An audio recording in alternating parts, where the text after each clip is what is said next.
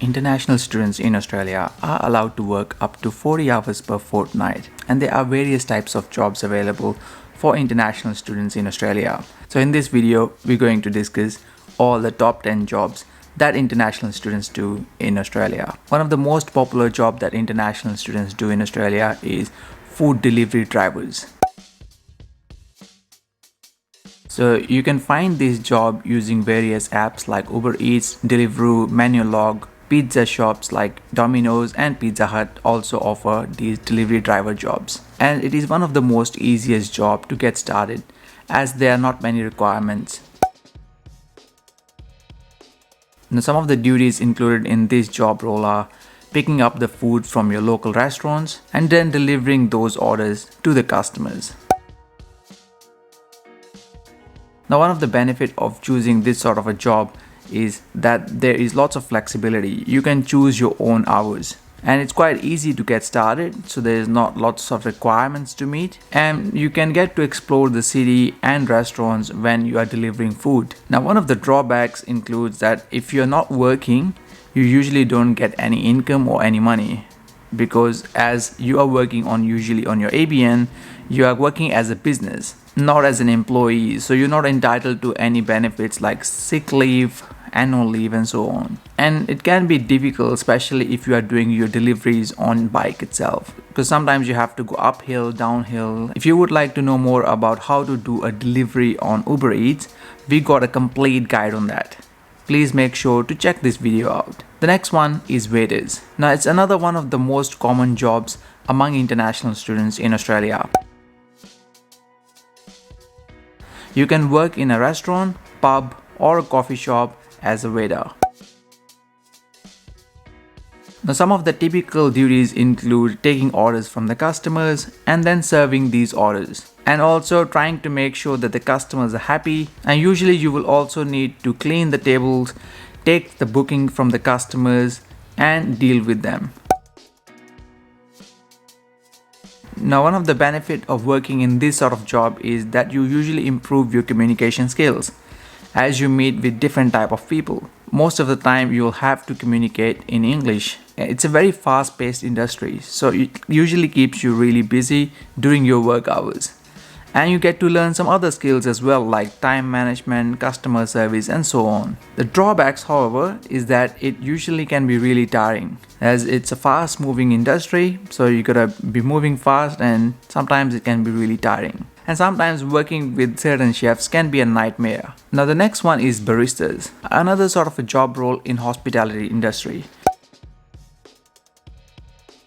Now, in order to find a job as a barista, you can drop in your local cafe, restaurant or a bar. You can also check various job websites like Seek, Indeed or Gumtree, and we also suggest you to check Facebook groups as well. Some of the typical duties include preparing coffees and maintaining and cleaning the coffee machine, and not just making coffees. Some baristas usually goes above and beyond and like to surprise their customers with the latte art as well. Now, some of the benefits of doing a barista job is that you will learn new skills, as baristas usually like to innovate their coffees and their art. And as a barista, you get to meet a lot of people, and which help you to develop your regular network as well. And one of the drawbacks that we figured out was that you usually have to do early morning shifts, which means you'll have to usually wake up early. So that's one of the drawbacks working as a barista. The next one is kitchen hands, another hospitality related job. Now, you can again find a job in local restaurants, cafes or bars, and you can also look for a job in fast food chains like KFC, Hungry Jack's or McDonald's. Usually kitchen hands are required to do many sort of jobs. One of the main job of the kitchen hands is to clean dishes, but also helping the chefs in preparing some basic food ingredients as well.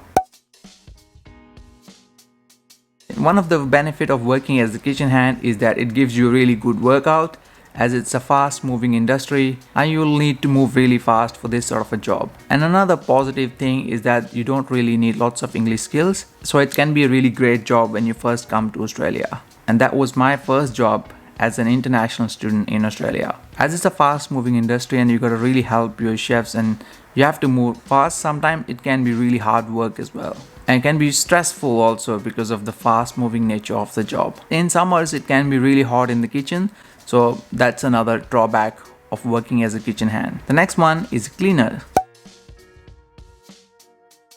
As a cleaner, you can work in a cleaning company, private homes, hotels, restaurants, etc. As a cleaner, you can also work independently, so you can find your own contracts as a cleaner as well.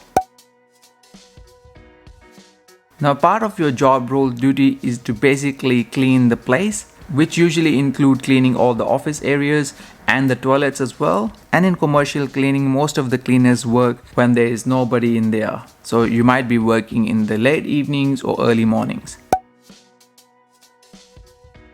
One of the benefits working as a cleaner is that you don't need a great level of English skills. Your hours are usually flexible, so you work in the evening or early mornings. And it's one of the well-paid jobs in Australia. And it's not as difficult job as some of the other jobs. Now, the drawback working as a cleaner is that you will be working most of the time late nights or early morning shifts, and that can certainly affect your daily life. As it's not a very high skilled job, you may not be learning any valuable skills, and there is less interaction with other people in this job, so you may not be able to improve your English skills. The next one is sales representatives.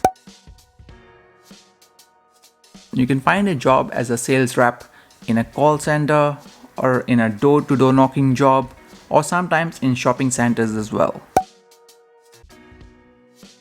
The main responsibility as a sales representative is to sell. So usually you will need to be able to convince your potential customers to buy things from you. So part of this job requires you to have skills like communication, negotiation, and other people skill.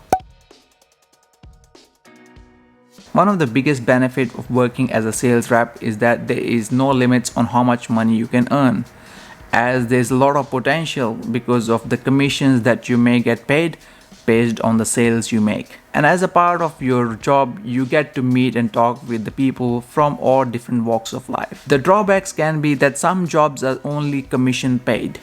So you may not be making a minimum wage, but you may only be getting commission based income only. So if you don't sell anything, you may not be making any money. And one of the biggest challenges as a sales rep is that you may be getting lots of rejections. So you will need to put up with this sort of challenge. The next one is retail shop assistants. Now you can get a retail shop assistant jobs in various supermarkets like Coles, Woolworths and Aldi. Or you can also find it in some other retailers like Kmart, Target, Big W.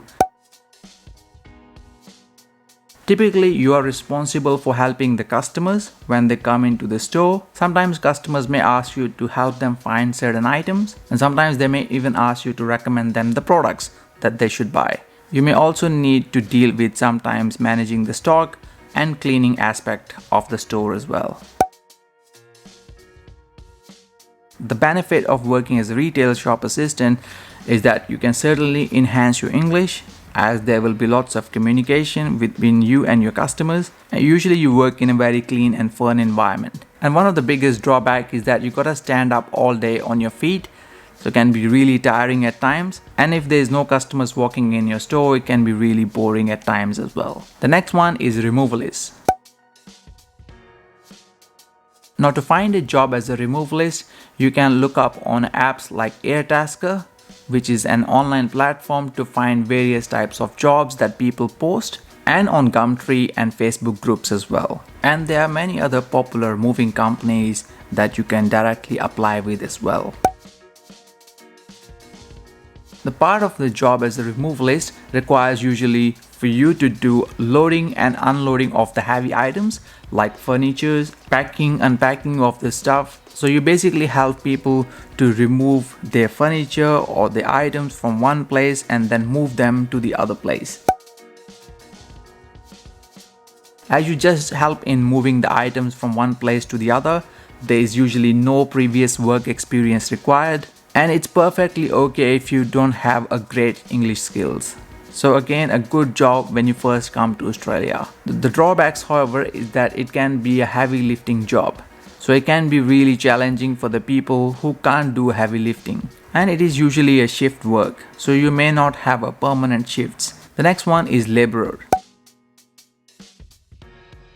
Now you can find the work through various websites as a laborer through Gumtree or Seek, but you should also be able to find the work through recruitment agencies that specializes in construction industry. And you can also get directly in touch with the builders as well. And to do a job as a laborer, you might need a white card as well, which is more sort of like a certificate to say that you know how to work in a construction sites. And you may also need to own a safety gear, which may include your safety shoes, safety glasses, helmets, and so on. Part of the job, you may be doing different tasks depending upon the construction site, like loading, unloading materials, cleaning the construction site, preparing materials and tools. Now, the good thing with this sort of a job is that you don't really need a high English skills, and the pay rates are usually quite good in construction industry in Australia. Some of the drawbacks include heavy lifting during the work. It can be really hard work for the fact that it involves lots of heavy lifting, and sometimes it can be difficult to manage this sort of a job, especially with your studies, because of the different schedules and the availability needed. And last one is the babysitters. Now you can find work as a babysitter or au pair in Australia through different agencies that specializes in au pairs, and also through Facebook groups as well. Now, as part of the job requirement, you may need to have a certain level of English, as you will be working with local Australian people, and usually you will be asked to have a working with children check and experience with working with children. Now typically you will be responsible for looking after the children, and also you will be required to do some household work as well. The benefit of working as a babysitter is that you get to learn about the local culture really well, as you work with local Australian families, and some Australian families do offer free accommodation to their au pairs as well. The drawback, however, is that you gotta adapt to the rhythm of the family that you're working with, and you must have a decent English before you start working as a babysitter or au pair. Well, these were the top 10 jobs that international students do in Australia, and there are many other types of jobs that international students do. And we would love to hear, if you are in Australia, what sort of job are you doing at the moment? Well, thank you for watching. See you in the next one.